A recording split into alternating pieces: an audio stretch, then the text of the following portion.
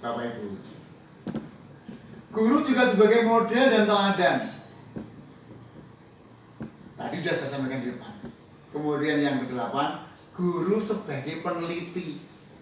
Ini yang sudah, yang kadang-kadang Bapak Ibu malas. Mohon maaf. Apa penelitian di Bapak Ibu ya? Yang paling dekat dengan kita adalah classroom action research atau PTK, penelitian tindakan kelas. PTK tadi bermula dari apa Bapak Ibu? Dari masalah. Bapak Ibu ketika mengajar ada masalah nggak? Ya pasti ada lah. Apa masalahnya? Wah, anak-anak itu kalau diajar perhatiannya kurang. Kan? Misalnya itu contoh misalnya. Maka Bapak Ibu ya meningkatkan motivasi belajar melalui metode apa? Nah, seperti itu. Maka metode apa untuk meningkatkan minat belajar siswa? Ya, dan sebagainya. Ini pada materi ini kok nilainya kok semuanya jelek? Nah, berarti apa? Masalahnya nilainya hasil belajar jelek. Lalu Bapak Ibu untuk agar nilainya baik bagaimana? Upaya peningkatan hasil belajar peserta didik melalui metode apa? Metode yang Bapak Ibu gunakan? Atau melalui model pembelajaran apa yang Bapak Ibu gunakan? Kondisi awal, kemudian adakan siklus 1, kemudian dievaluasi, direfleksi, kemudian dilakukan tindakan. Siklus 2, hasilnya oh ternyata demikian. Itu. Ini yang jarang atau yang kadang-kadang Bapak Ibu itu apa sih cara pakai penelitian sekarang? Nah, yang ke-9, guru sebagai pembangkit pandangan. Maka Bapak Ibu ini perlu apa ya? Perlu banyak membaca tentang kisah-kisah inspiratif biar bisa membangkitkan pandangan anak bahwa tidak semua, misalnya ada anak-anak yang mengaku dari golongan ekonomi tidak mampu misalnya, jangan merasa kecil hati karena banyak cerita orang yang tidak mampu bisa belajar sampai tinggi. Guru sebagai pekerjaan rutin, guru sebagai pembawa cerita, guru sebagai aktor, guru juga sebagai evaluator, guru sebagai pengawet, dan guru sebagai koordinator. Itu guru.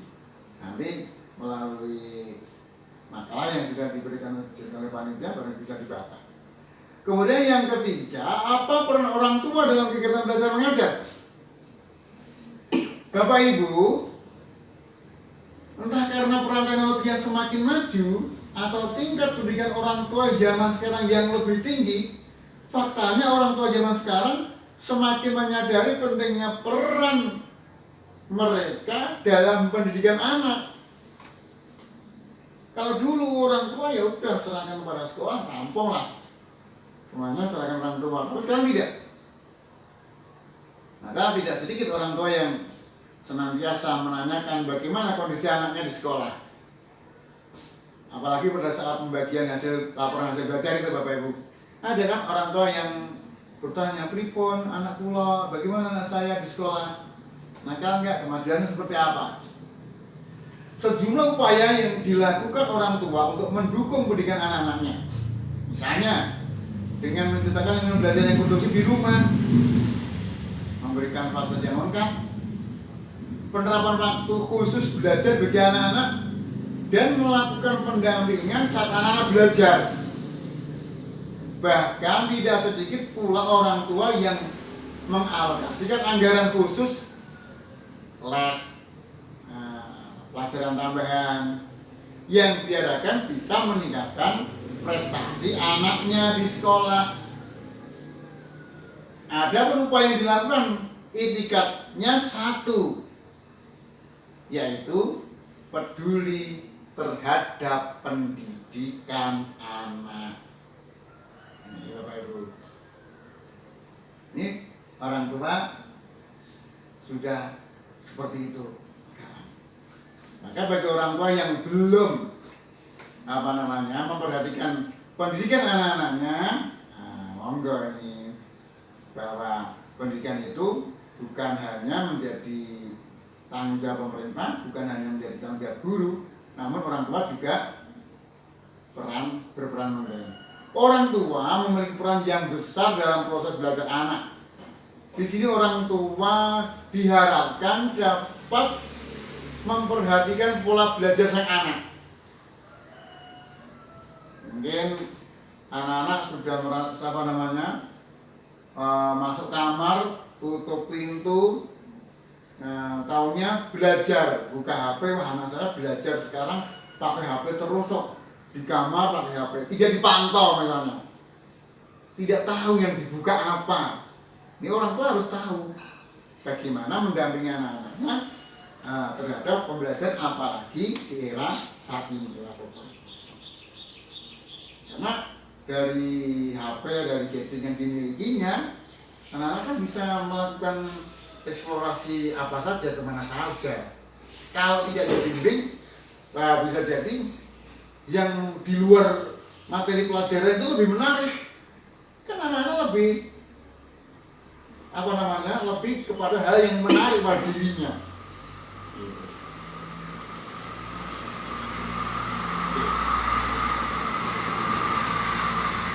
Terdapat banyak teori psikologi dan bagaimana terbukti bahwa anak yang didampingi orang tua di rumah akan cenderung lebih baik dalam proses belajarnya, Bapak Ibu. Ini khususnya Bapak Ibu orang tua. Banyak para ahli yang mengatakan kalau anak itu dalam belajarnya itu didampingi oleh orang tuanya di rumah, di sekolah akan lebih pintar belajar kemana. Udah ngomong. Yang belajarnya dilepas, kecenderungannya kurang. Apalagi yang tidak diperhatikan sama sekali oleh orang tuanya. Terdapat perbedaan antara anak yang diperhatikan oleh orang tua dan yang cenderung kurang mendapat perhatian oleh orang tuanya. Ketika masih sekolah dasar, anak pada dasarnya ingin ditemani oleh orang tuanya. Anak yang didampingi orang dewasa akan belajar lebih baik daripada yang tidak didampingi. Secara psikologis, perhatian orang tua tersebut membantu anak tidak merasa sendiri, paling tidak merasa percaya diri dan merasa diperhatikan, diparani, ditunggani, ditemani, merasa diperhatikan. Perasaan nyaman dan diperhatikan itu akan menjadikan awal belajar yang lebih baik dan menumbuhkan motivasi belajar anak. Nanti kalau anak sudah merasa nyaman jika tidak didampingi, ini sudah berbahaya, Bapak Ibu. Kalau didekati oleh orang tua, dia sana pergi Bapak, pergi Ibu. Karena apa? Dia tidak bisa bebas membuka macam-macam. Nanti kalau anak yang didampingi orang tua kok merasa tidak nyaman, ini perlu dicurigai, perlu tanda tanya. Iki anak ini ada apa nih? Didampingi kok malah tidak mau. Dia pengennya sendiri. Setelah diintai ternyata, yang dibuka bukan pelajaran. Ada yang main game, ada yang main yang lain, ada hal yang bahkan yang belum layak untuk dilihat oleh anak-anak. Ini sangat berbahaya, Bapak Ibu.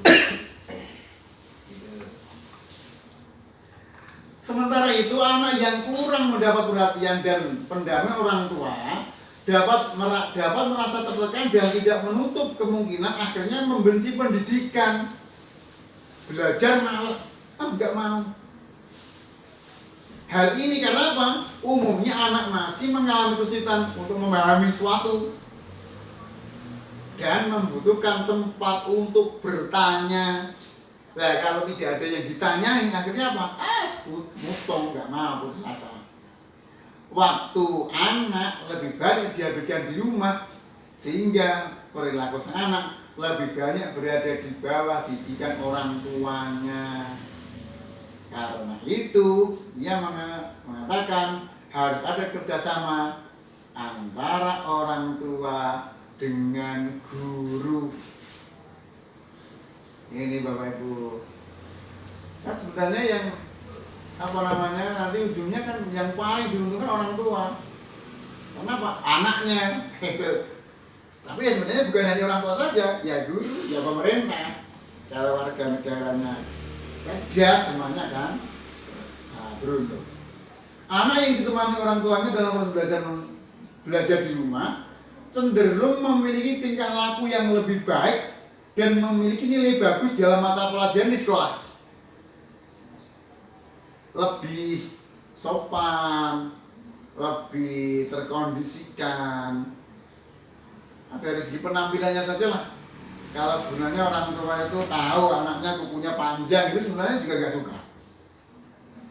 Orang tua tahu kalau anaknya itu rambutnya potongannya aneh-aneh gitu, sebenarnya anak-anak juga gak suka. Ya karena mereka tidak mendapat bimbingan perhatian dari orang tua, akhirnya apa? Udah kukunya panjang, kotor, rambutnya tidak karuan, potongan rambutnya tidak karuan misalnya. Itu karena kurangnya pendampingan dari orang tua.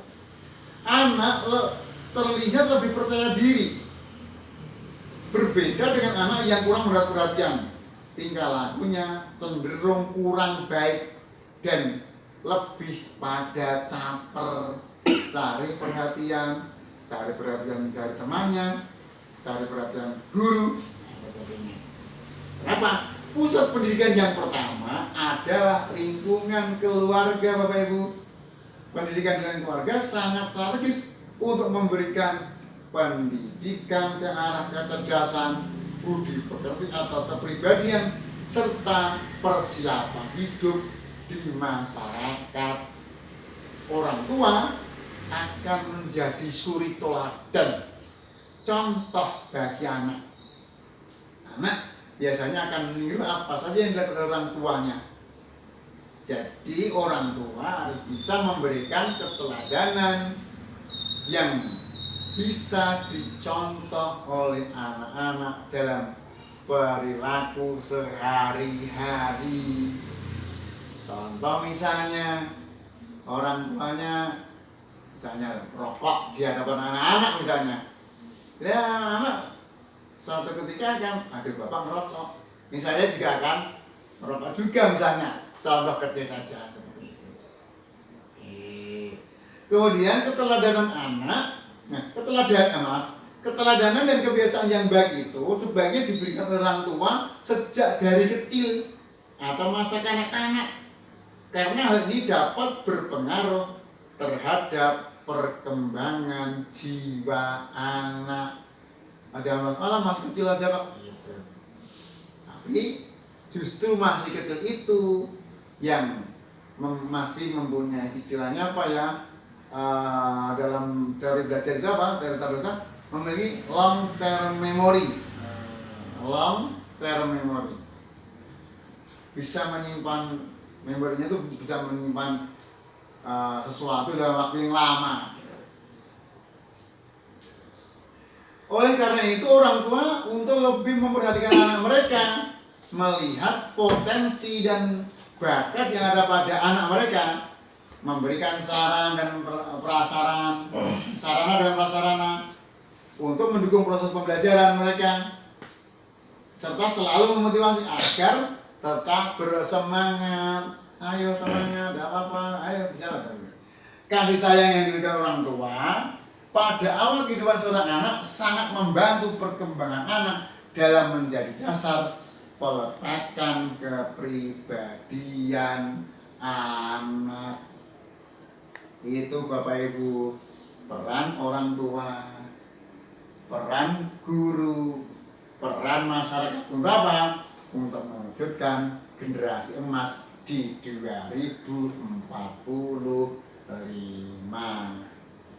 Itu Bapak Ibu yang saya hormati,